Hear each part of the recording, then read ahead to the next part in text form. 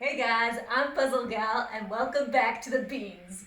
I think you can see from the beam on my face that I'm in a much better place than I was the last time I saw you guys. And I apologize. Well, to a certain degree, I apologize, but also I think it was good for you to see me at the ebb and at that flow, and I think it's important for people to have their own personal journeys. But anyway, as you can see, I have got a little bit further on with the beans, and I just wanted to tell you guys that I have learned so much through this process. And there were three main things that I wanted to talk to you guys about today.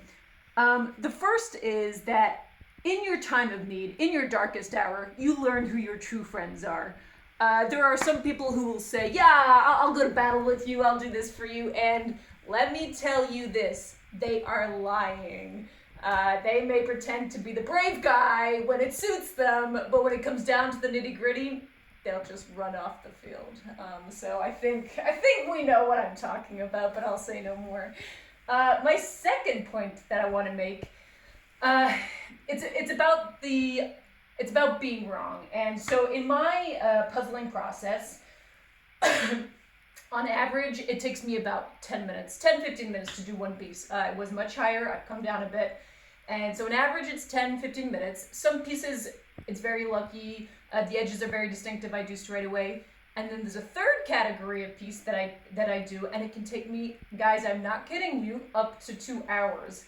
And I thought about it a lot, and I was like, how can it be that it's so difficult for me to find this piece? And the answer to that is presumption. I see two sides of a puzzle piece, and I fill in my own puzzle mentally. You know, I create what I think the puzzle piece will look like. I jump to conclusions. I prejudge. I preconceive. And that is a huge problem. I will see two sides of a puzzle and create a puzzle piece in my mind that does not match reality. And I won't even notice. You know, I could be looking at the right piece and not know that it's there because I have decided it looks like something else. And that realization hit me so hard in the heart because, guys, how often do we do that? How often do we create an idea about a thing, a person, a place with very limited information? And more importantly, how often do we realize that we are wrong? Not often enough. So I say to you, if we knew how often we were wrong, we would be right a lot more often. And my very last point is what I've learned is that you can go from the darkness to the light so quickly.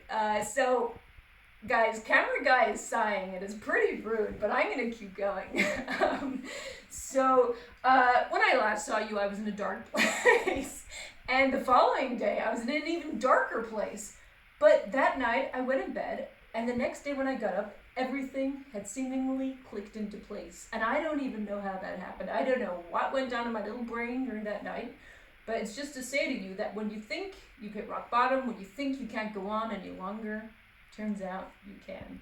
So that's my message of hope from me to you today. And I'm happy but sad that now this is going along because I'm coming to the end of my puzzling journey. And I hopefully will make my time limit.